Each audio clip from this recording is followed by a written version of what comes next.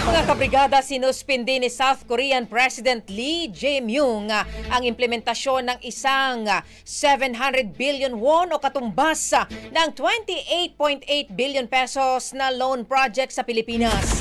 Sa isang Facebook post, sinabi ng Korean leader na ang naturang infrastructure loan project ay posibleng isang fraudulent at may potensyal na makurakot.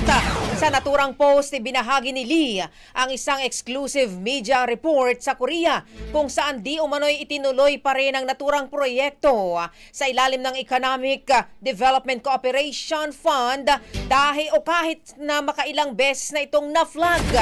Layo ng proyekto na mapabuti ang access ng mga magsasaka at kanilang mga produkto sa mga daang pang-agrikultura sa pamamagitan ng pagpapatayo ng mga steel modular bridge sa 350 liblib na lugar sa Pilipinas.